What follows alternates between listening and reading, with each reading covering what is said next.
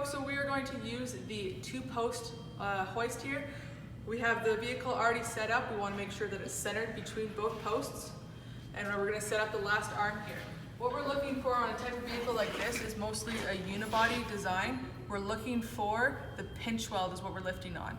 So we want to get the pinch weld right in the center of the hoist pad itself. As we slide it underneath the vehicle, you can see here is the pinch weld right here. We want to get it right in the center of that hoist pad. When we look at the hoist arms themselves, we want to make sure that they are as spread out as possible. We want to keep the center of balance as even as possible on a vehicle.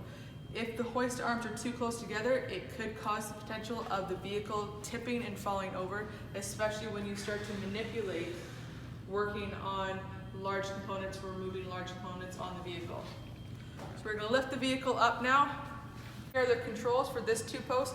Every manufacturer will have slight differences, but in essence they all work in the same manner.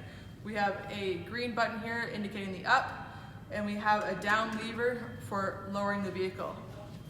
We also have a safety release that must be pulled down at the same time as lowering the vehicle with the down lever here. We're going to lift the vehicle up. Before we go any higher, I always want to make sure I yell clear in case anybody is around the vehicle. So I yell clear, nobody's around the vehicle, everyone's safe. I can now hit the up button.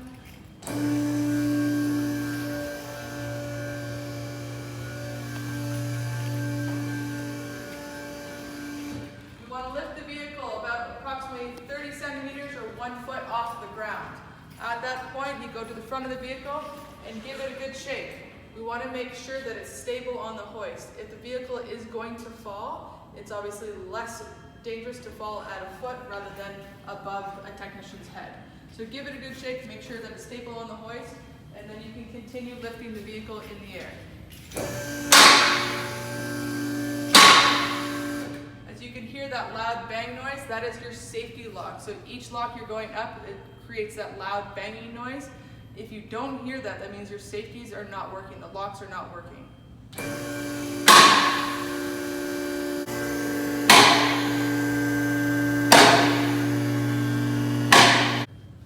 Once the vehicle is at the height that you want to work on or need to be working on it, we need to lower the hoist onto its locks. We use the down lever, we don't pull on the safety release, just the down lever, and the vehicle comes down. The vehicle will not go any further, it is sitting on the locks. Reason for that, if anything happens, the hydraulic system fails, the vehicle will slam down or drop between the two locking points if they are not sitting on the locks. So make sure that we are safe and we're putting it on the locks themselves. The other reason for that is we actually elongate the life of your hoist. Rather than having all the pressure, all the weight sitting in the hydraulic system, we don't have that pressure, we don't have the weight sitting on it. Once you're done or completed your work, you need to lift the vehicle off the locks before you can lower the car. So we hit the up button. Once we're released there, we can now pull down on our safety release. This is a two-stage. You have to pull down on our release and pull down on the lever. You have to hold both of them at all times and make sure you're watching the vehicle the entire time. At times, sometimes the lock on the far side especially doesn't release. And if it doesn't release, the vehicle basically comes down sideways and a technician wouldn't notice if they're not paying attention to the vehicle coming down. So I've released my safety and now I pull down on my down lever and the vehicle comes down.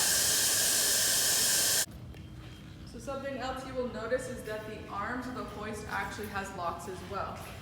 This silver piece right here, it has matching teeth that actually mesh into each other. So in case something happens, this arm cannot slide out while the vehicle is up in the air.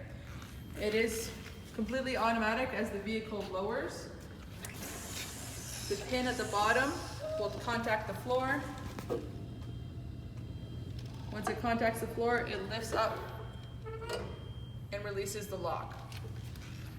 What we must remember before we go anywhere is to take the hoist arms out from underneath the vehicle. It's very common for people to finish their job, kick out the side that they are working on, and get in the car, forgetting that the other side still has the hoist arms still underneath the vehicle.